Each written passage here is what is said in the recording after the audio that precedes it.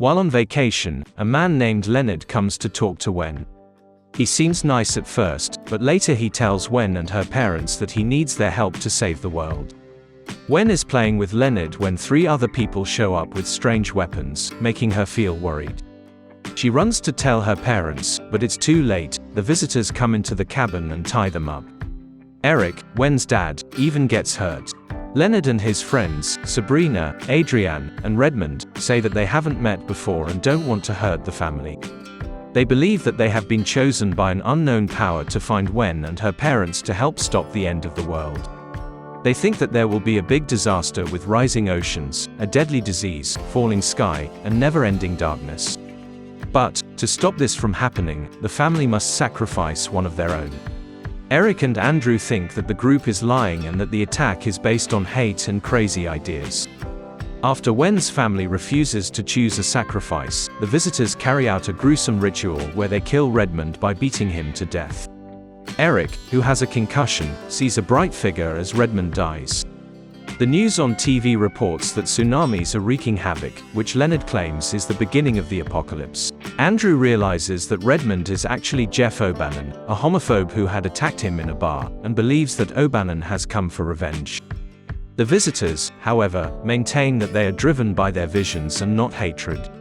They confess that Redmond's death has only postponed the apocalypse. The next day, when Eric and Andrew refuse to choose a sacrifice, the visitors decide to kill Adrienne. The disasters keep happening as a sickness spreads around the world.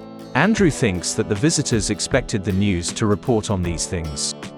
Sabrina says that they were driven by their visions to find each other and carry out the plan, even when they wanted to stop. Andrew manages to run away and gets his gun from the car. He shoots at Sabrina, and she runs away. Andrew finds Redmond's wallet and proves to Leonard that he was Jeff. Andrew thinks that the 4 came in a truck nearby and locks Leonard in the bathroom.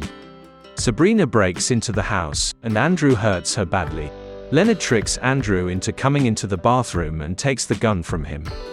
Leonard goes ahead with sacrificing Sabrina while the news reports show plane crashes happening all over the world.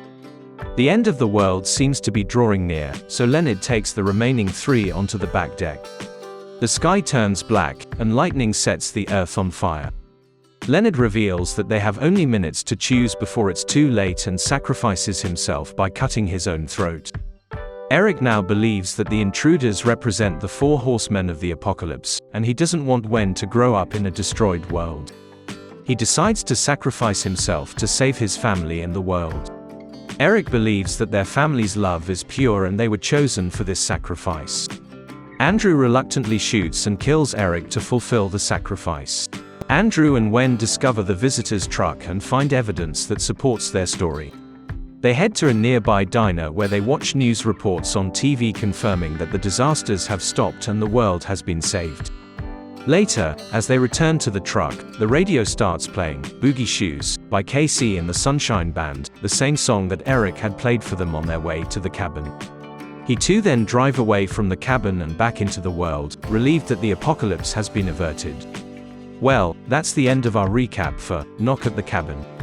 This movie definitely had its fair share of twists and turns, and kept us on the edge of our seats until the very end.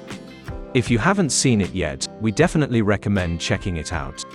And if you have, we'd love to hear your thoughts and opinions in the comments below. Thanks for watching, and we'll see you in the next video.